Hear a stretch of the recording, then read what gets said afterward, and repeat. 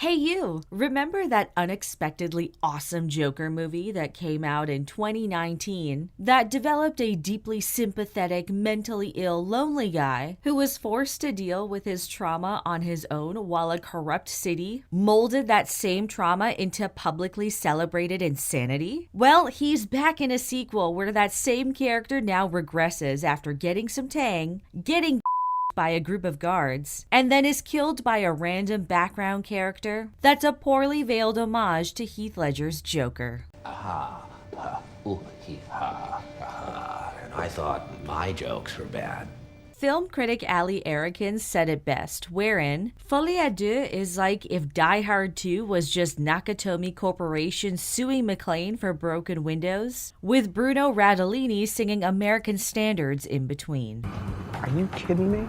Todd Phillips' sequel does nothing more than establish that his first film didn't need a sequel, and that fanfiction has done a far better job exploring a relationship between Arthur Fleck and this universe's version of Harley Quinn. Folie Deux is bland, pointless, and provides no pathway forward in this more realistic take of Gotham's Clown Prince. Joker Folie Deux is a sequel to 2019's Joker, wherein we find Arthur Fleck has been committed to Arkham Asylum for the last several years following his arrest on the Franklin Murray Show. His trial is now approaching, and the courts still need to determine whether Arthur is competent enough to stand trial, as it's unclear whether Joker and Arthur are one and the same, or separate personalities brought on by early childhood abuse. Amidst a very long-winded descent to determine his mental health status, Arthur meets Lee at an inpatient music class, and the pair quickly develop a bond that flourishes in their shared musical delusions that come full head during his trial. The rise and fall of Warner Brothers will very soon be a topic of study, as financial and creative decisions aside, I cannot fathom developing a sequel that gives this big of a middle finger to both the well-crafted predecessor and its existing audience, as it's painfully clear corporate greed and the delusions of its lead star were the chief creative drivers behind this film. Writer and director Todd Phillips rose to fame with his Hangover trilogy, a collection of adult comedies that leaned heavily into bro culture, embraced bro culture, and helped catapult the careers of some of its lead stars. So when Phillips pitched his script for a neo-noir drama that takes heavy inspiration from 1976's Taxi Driver and focuses on how society can foster the madness in men, studios were worried about the potential negative fallout from it.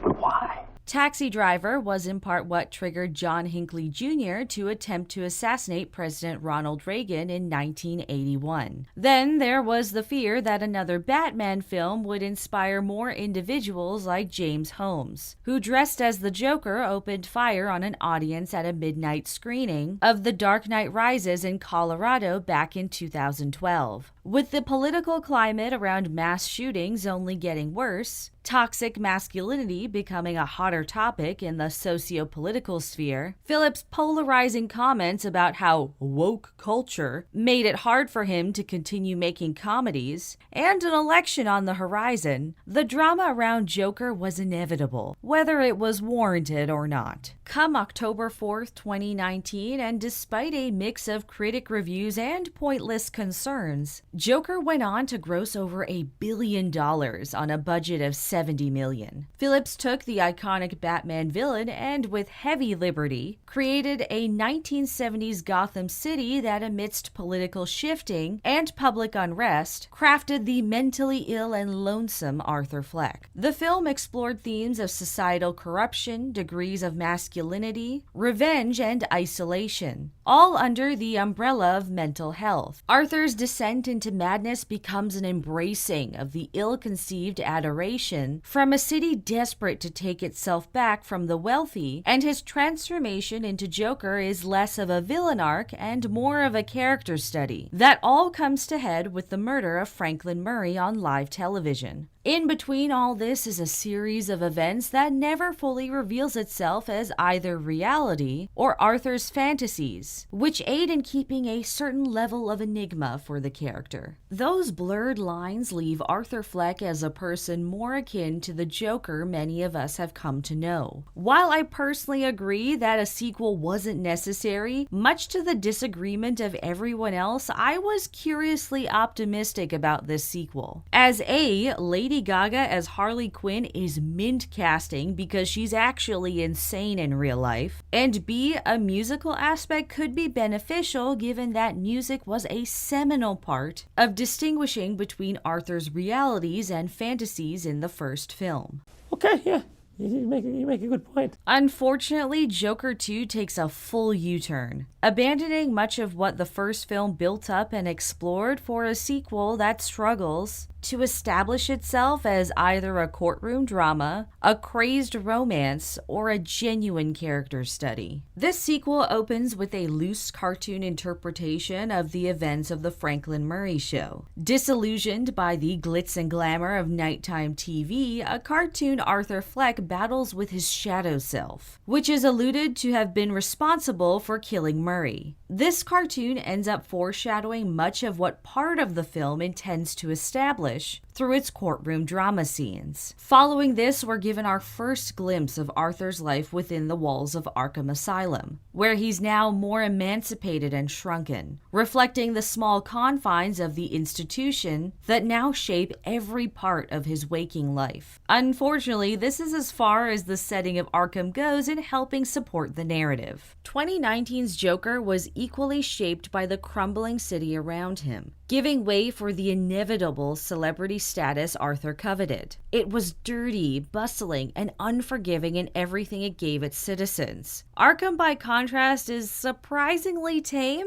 Comics aside, other Batman media has always portrayed Arkham Asylum as an unforgiving hellhole, packed to the brim with the worst of the worst and run by equally depraved people. Arkham here seems to be pretty cozy. The worst inmate just wants to kiss Arthur, which he does to appease the guards, and those same guards are largely friendly to him, engaging in conversation, enrolling him in music classes, and even trying to tell him jokes to make things a bit brighter. And this doesn't change much throughout the film, with warmer lighting taking over many of the scenes once Lee Quinzel enters the picture. A woman who isn't so much crazy as she is manipulative and willing to do whatever it takes to indulge the Joker fetish she's harbored in the years since Arthur's debut on live television. And despite almost every one of her scenes suggesting this, Lee isn't given much development despite being front and center in all of the marketing. Instead, the script dictates that Arthur needs to have some female influence, and Lee becomes one half of the replacement for Arthur's mother, Penny Fleck, alongside his attorney, Mary Ann Stewart. And each are just as toxic and manipulative as Penny. Mary Ann tries to convince Arthur that he is unwell, that the person who killed all those men is a persona brought on by his childhood trauma. While plausible, she spends the film essentially strong-arming the evolution Arthur underwent throughout the first film. By comparison, Lee seeks to unleash the Joker on society, pushing Arthur to indulge the worst of himself rather than embracing what he can be, all for the sake of her own twisted pleasure. To the film's defense, this does at least honor in part some of the source material, but plays less into the dynamic and more into the Madonna whore complex that's meant to play off the other very poor religious symbolism presented haphazardly throughout the film.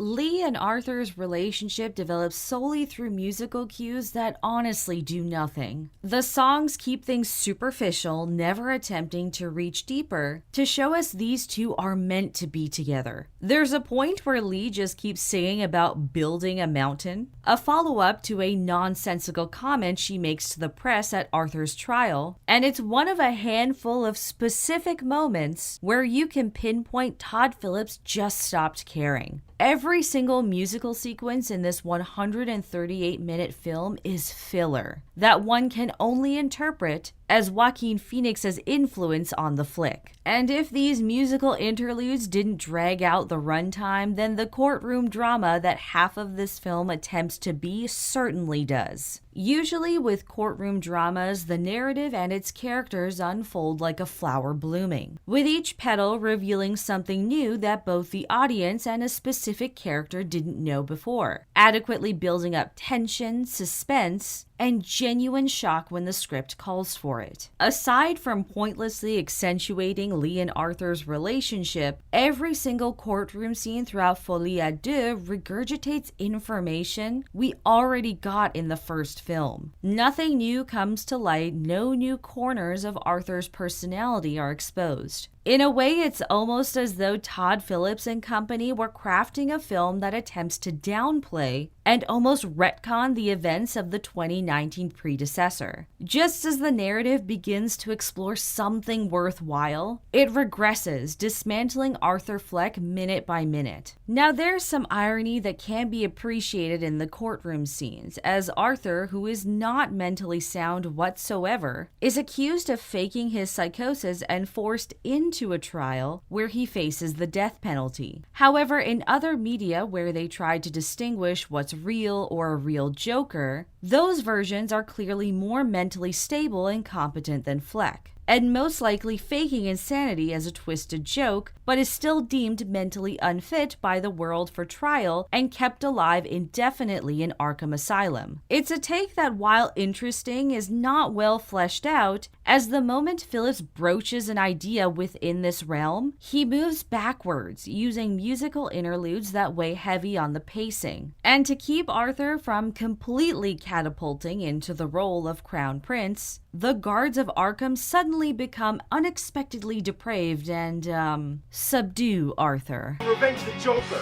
Batman Return of the Joker! Batman Forever! Batman Return of the Joker on Game Boy! After this, Arthur is a literal shell of himself. He's absolutely nothing, and the legal bravado he displayed before is replaced with a man that no longer has a direction, no longer has decision, no longer has the potential to rise out of anything, all of which were key to Arthur's development in the first film. The countless musical interludes showing his delusions of grandeur and rise to fame are erased for the remainder of the film when Lee leaves him, his supporters leave him, and he returns to Arkham, where instead of giving the audience something better, something more interesting, they decide to kill off Arthur Fleck using a random background character. Are you kidding me?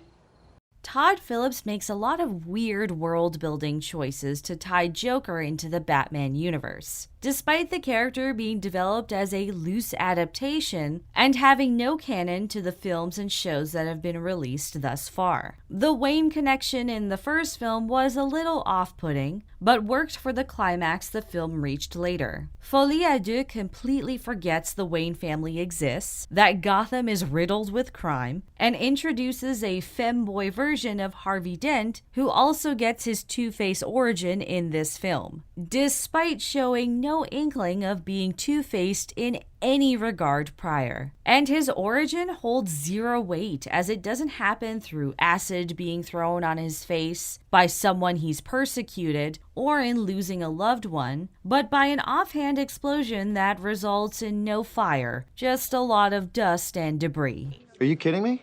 Joker Folie à Deux is proof that some ideas are best left as ideas. This sequel goes out of its way to explore avenues that are best left to one's imagination and serves as nothing more than a 2-hour excuse to break down a celebrated character. Anyways, that's all I've got for you today. Thanks for stopping by and stay frosty, friends.